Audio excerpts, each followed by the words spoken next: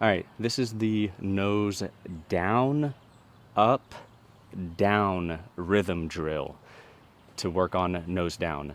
This is guaranteed to help you get the nose down if you actually put in the time, the reps to learn how to do it, and you verify that you're actually doing it, you know, with footage. The tech disc helps. I have an affiliate link for the tech disc in the description below if you want to get one. I think a lot of people should be able to get results with this if you start by slowing down, so you can really focus on feeling this motion and being able to execute it, since you're not focusing so much on throwing hard. So go down to like 50% effort or a little bit below, and you can even do this whole part up until just before the hit in slow motion. So nose up, nose down, nose up, and then this part, nose down.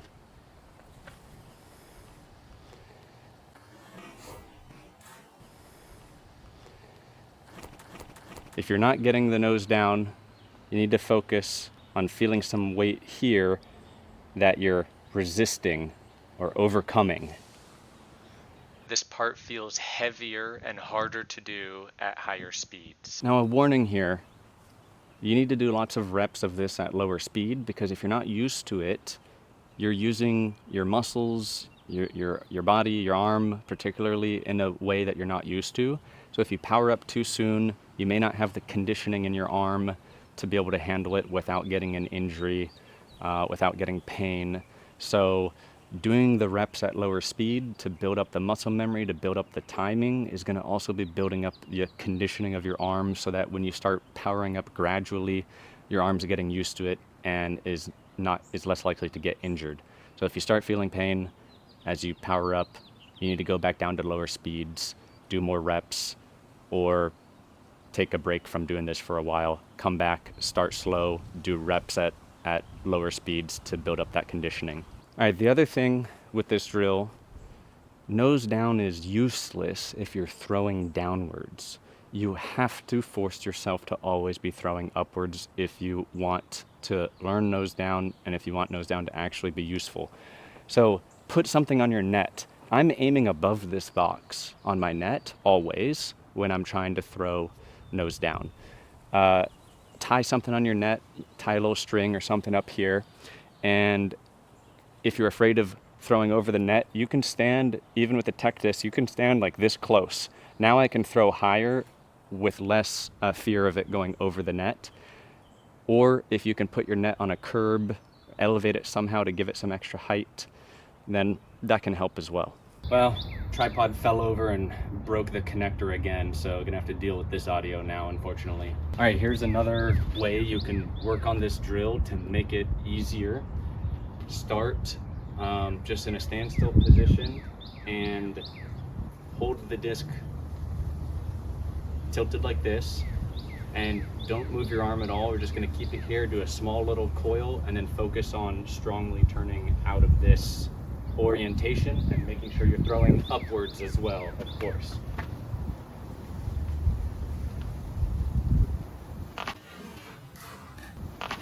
And then you could also use the Coil pause verify drill, the link for that video in the description. So coil, reach back, pause, make sure you set up correctly. Now during the pull through, we're going to turn it into that briefcase and then turn it out.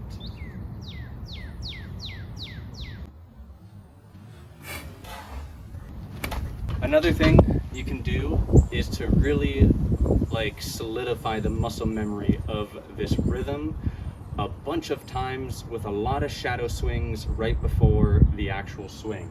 So for example,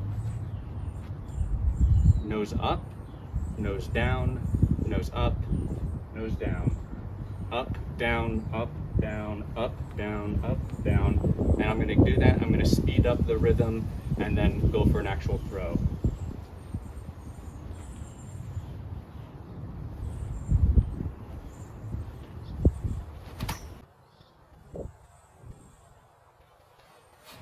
All right, another thing that is super important is learning to control this arm motion without it screwing up the rest of your body posture.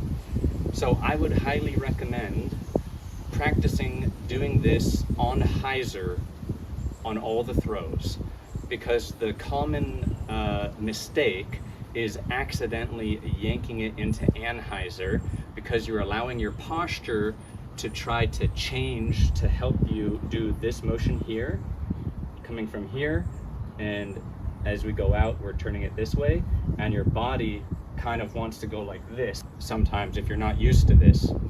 So a lot of people will find out, like, you know, instead of going like this, throwing on hyzer nose down, they go like this. I'm throwing a huge Anny yank. Sink back into your hips, push your butt back, and then activate your core to make sure your lower back is neutral, it's not extended. And then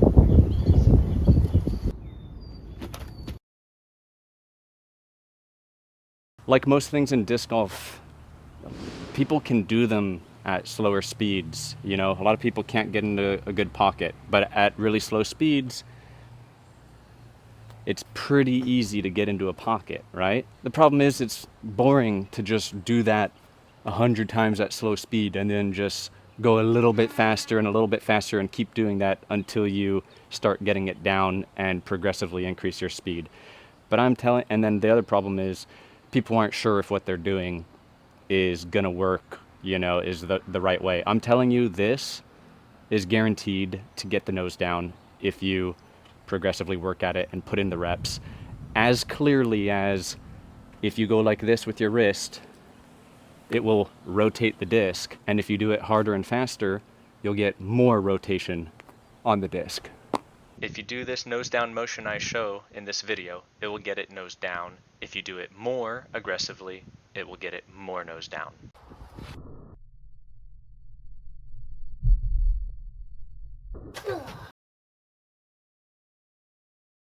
So this rhythm is not required to do it, you know, with this much exaggeration. Nose up, nose down, nose up, nose down. But it just makes it very clear how to get into the right positions at the right time and feel it and see it on footage more clearly to verify that you're doing it. Part of the reason nose angle is so challenging is it's not like the other angles that you can set them at the start and maintain them the whole time. For example, launch angle, I can reach down here and then pull upwards on that angle the entire time, and my launch angle is basically predefined from the start of my throw and is realized when the disc is released. Hyzer, I can go into my hyzer posture here and I can reach back on this posture, come into the pocket on this posture, and come out of the pocket on that hyzer posture, and my hyzer angle can be predefined throughout the entire throw if I maintain that posture. Nose angle doesn't really work like that. You cannot like effectively just start it nose down and hold it there the whole time in the throw. It feels horrible.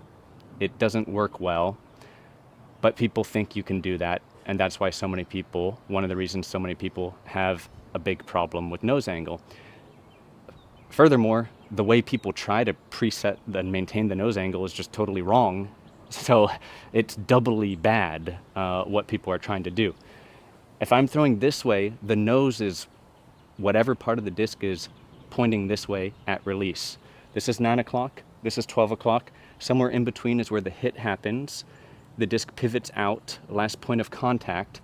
This is pour the coffee, boom. That's not nose down. The nose is pointing this way. I'm throwing this way. So you can't preset the nose down to pour the coffee. So nose down is this way, okay? Nose down is this way because we're throwing this way. If I try to preset this, this is the position we get in, this horrible collapsed pocket, okay? Because it's very uncomfortable to hold the disc like this, because that's how it's gonna end up here, how we want it to end up here. It's very uncomfortable to hold the disc like this while also keeping your arm up. This feels horrible. So what happens if you try to preset the nose down this way, once you've realized that this is actually nose down, then you're likely to drop your elbow as you pull through, collapse your pocket, and now instead of swinging out this way, you're just swinging down, and it's not even nose down, now it's just hyzer, because your swing plane, your elbow is opening downwards because it's uncomfortable to keep it up. And if I were to try to swing outwards, that would just be external rotation. Now I'm not able to use my elbow lever. If you can successfully hold it up like this, hold the pocket up and tilt the disc this way for nose down, and your elbow is opening this way, it feels like this happens. Oh, now I'm throwing nose up. It's so hard to keep holding it that way. So it's not worth doing it. So it needs to be dynamic in order to be powerful enough to do it at higher speeds and get the nose down.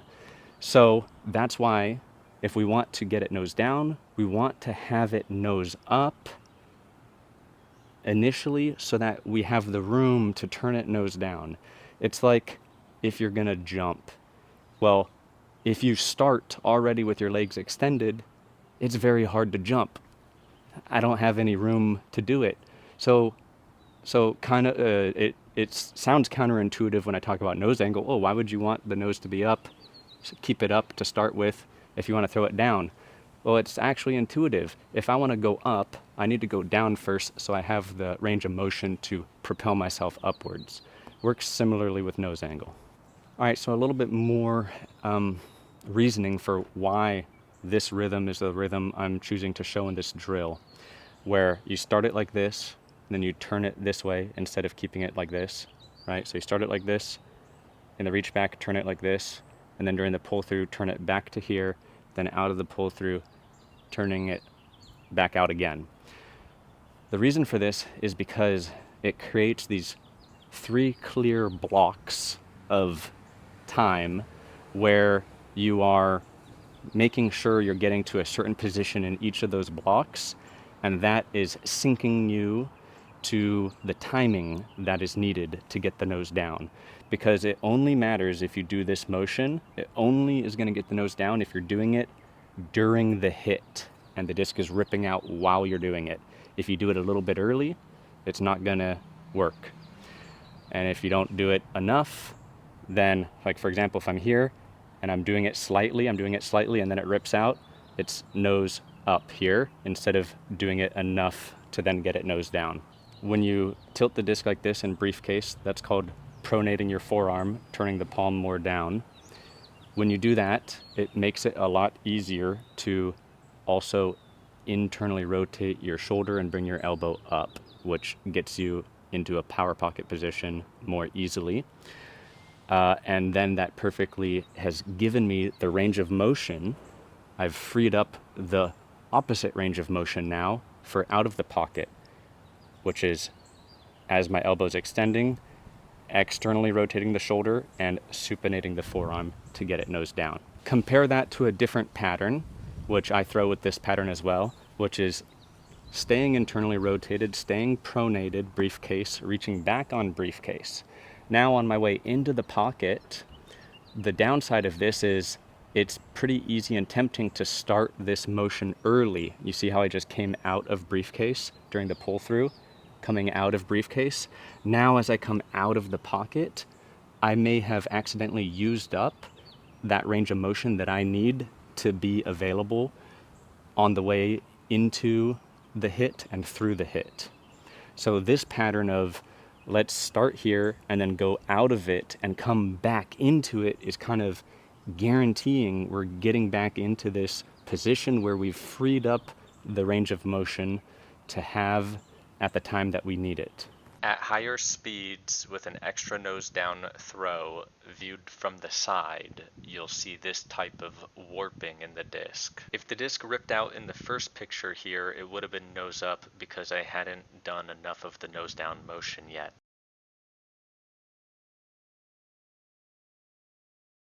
This is what the shot shape looks like if you practice throwing extra nose down, medium power approach shots. It rises up, but quickly hits the apex and then glides forward and down from there.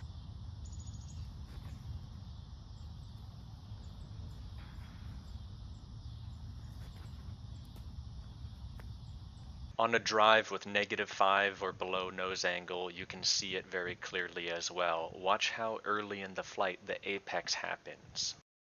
So these are things you can look for to tell if you're throwing more nose down when you watch your disc fly. So you can stop wondering now how to get the nose down and just start focusing on the practice. Once you do it enough times and you get it down, it'll just start feeling like that's the normal motion for your throw, and you won't have to exaggerate it as much. So let me know in the comments if you try this and how it goes for you. But if you don't get immediate results, trust the process, keep putting in the practice reps. Maybe rewatch the video to refresh your memory on some of the tips I gave. And if it's not hurting at lower speed, don't be afraid to exaggerate it harder.